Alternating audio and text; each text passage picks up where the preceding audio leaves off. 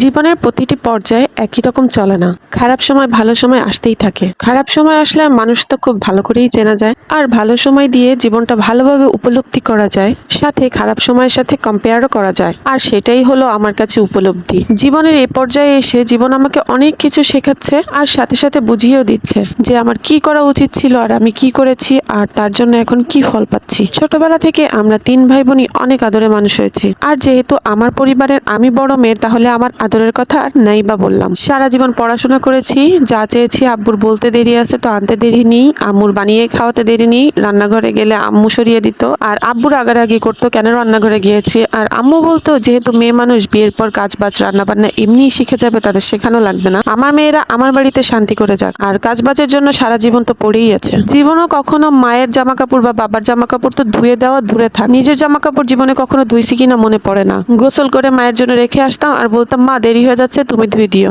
মা কোনোদিন এক ফোঁটা রাগ করেনি বা বলেনি যে আমি পারবো না, সবই করে দিত। সেই আমরা 2 বোন, আমরা নাকি এখন সংসার করি। আমরা 2 বোন মায়ের 2টা রূপ পেয়েছি। ইতি পেয়েছে মায়ের রান্নার গুণটা, আর আমি পেয়েছি মায়ের ঘর সংসার সুনিপুণ ভাবে গোছানোর গুণটা। আর আমার মা এই 2টা গুণে গুণান্বিত, মানে 100তে 100। রান্নার গুণটা আমি পাইনি, কারণ সেই সুযোগটাই আমি পাইনি, কারণ রান্না আর অঙ্ক কখনো দেখে দেখে শেখা যায় না, তার জন্য দরকার হয় বারবার প্র্যাকটিস। তো সেই সুযোগটা মা আমাকে কখনোই দেয়নি, আর শ্বশুরবাড়িতে সেটা তো আমি কখনোই পাইনি। যাই হোক, এই করে আমার রান্নার হাতটা আসেনি। তবে হ্যাঁ, আয়নের বাবা পছন্দ করতো, এরকম করতে করতে আমি অনেক ডেজার্ট আইটেম শিখেছি, আর সবাই বলে আমার ডেজার্ট আইটেম গুলো অনেক মজা হয়। তো যাই হোক, এসবের মধ্যে মূল কথা হলো আমি উপলব্ধিটা করলাম কোথায়। স্বাভাবিক, বিয়ে করেছি, নিজের বাড়ি নিজের সংসার, তো আমাকে কাজ করতেই হবে। যতটুকু সময় আমি আমার সংসারে ছিলাম ততটুকু সময় আমি চেষ্টা করেছি আমার সাধ্যমতো করেছি, যা করার করেছি, কিছুটা হলেও তো করেছি। এভাবেই চলছিল। তো রোজার ঈদের পর আয়নের বাবা ভোলাতে চলে গেলে আমি আমার মায়ের বাড়িতে বেড়াতে এসেছিলাম। তো এখানে আসার পরেই আম্মু অসুস্থ হয়ে পড়লো, আমার আর বাসায় যাওয়া হয়নি। যেহেতু আম্মু সংসারে আব্বু আম্মু আর আমার ছোট ভাই আর ছোট বোনটা থেকে দূরে ঢাকাতে,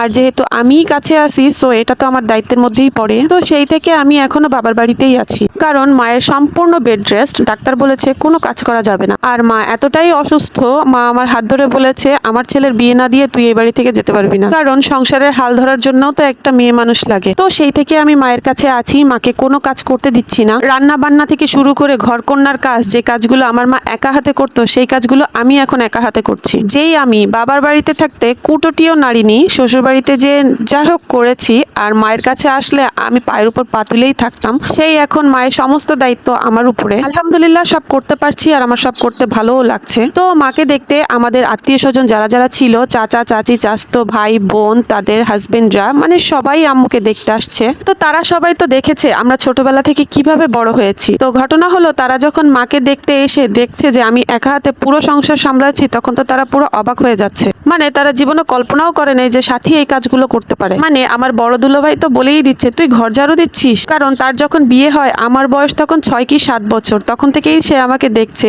এসবে আমি অভ্যস্ত নই। সাথে আছে ঘর মোছা, রান্না করা, উঠোন কুড়ানো, বাথরুম পরিষ্কার করা, বাসন মাজা, কাপড় ধোয়া, সাথে টাইম টু টাইম আম্মুর খাবার দেওয়া, আম্মুর কাপড় চোপড়ও ধুয়ে দেওয়া, আম্মুর জন্য আবার আলাদা করে রান্না করা, সাথে ছেলের পড়াশোনা আর স্কুলে দেওয়া নেওয়া তো আছেই। তো আপুরা আসার পরে আমাকে অনেক হেল্প করেছে অনেক কাজে, বাট তারপরে যে টুকিটাকি কাজগুলো আমি করছি, এগুলো দেখে তারা তো সবাই পুরো অবাক। তারা ভেবেছিল কাকির এত বড় সংসার, এরকম গোছানো সংসার কি সাথী সামলায় রাখতে পারবে। তারা সবাই দেখে আমার প্রশংসা করতেছে যে সাথী ঘর ঘোরাচ্ছে, সাথী ঘর মুছতেছে, থালা বাটিও ধুচ্ছে, আবার রান্নাও করতেছে।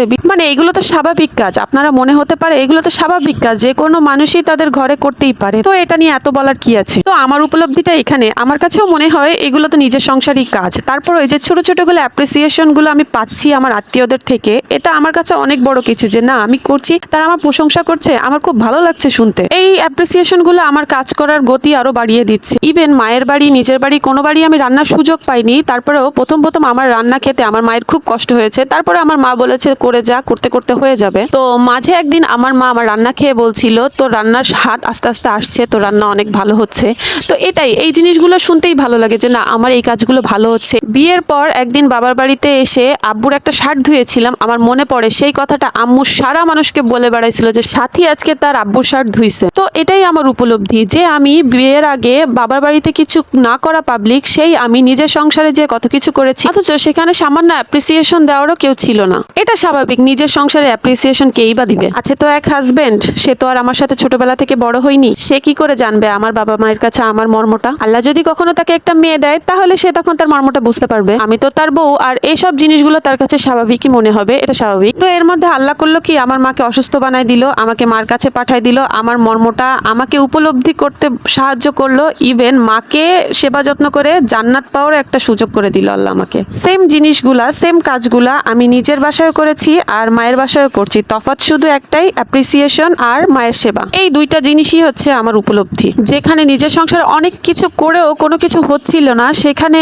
মায়ের কাছে এসে আমি দুইটা জিনিস লাভ করছি। আর আফসোসের বিষয় হচ্ছে মায়ের সেবাটা আমি অল্প সময়ের জন্য করতে পারছি। এটা যদি আমি সেই ছোটবেলা থেকে করতে পারতাম তাহলে আমার নেকির খাতায় মনে হয় আল্লাহ আরো অনেক কিছু যোগ করে দিত। আমার মা অসুস্থ না হলে এই উপলব্ধি আমার হতো না। সারা জীবন হয়তো এভাবেই আমার সংসারটা চলে যেত, কিন্তু অ্যাপ্রিসিয়েশনটা পেয়ে আমার মনে হচ্ছে যে না, আমার কাজের গুরুত্ব আছে। কেউ কেউ আমার কাজ অ্যাপ্রিসিয়েটও করে, কারো কারো কাছে আমার কাজ ভালোও লাগে। সবাই আমার আম্মুর জন্য দোয়া করেন, আম্মু যেন তাড়াতাড়ি সুস্থ হয়ে যায়, তার সংসারের হাল সে আবার ধরতে পারে। তার সেবা করে যে আমার জান্নাত লাভ হচ্ছে, আমি সেটা চাই না। আমি চাই আমার মা দ্রুত সুস্থ হয়ে যাক। তাকে এভাবে দেখতে আমারও ভালো লাগছে না। দুনিয়াতে দুইটা মানুষ অসুস্থ হলে আমার কষ্ট না হয়ে খুব রাগ লাগে। একটা হচ্ছে আমার মা, দ্বিতীয়টি হচ্ছে আমার ছেলে আয়ান। আমার মনে হয় এই দুইটা মানুষ সবসময় সুস্থ থাকবে, ভালো থাকবে, কেন তারা অসুস্থ হবে? তারা দুইজনই অসুস্থ, দুজনের জন্যই দোয়া করবেন। আজকের মতো এই পর্যন্ত, সবাই ভালো থাকবেন। আল্লাহ হাফেজ।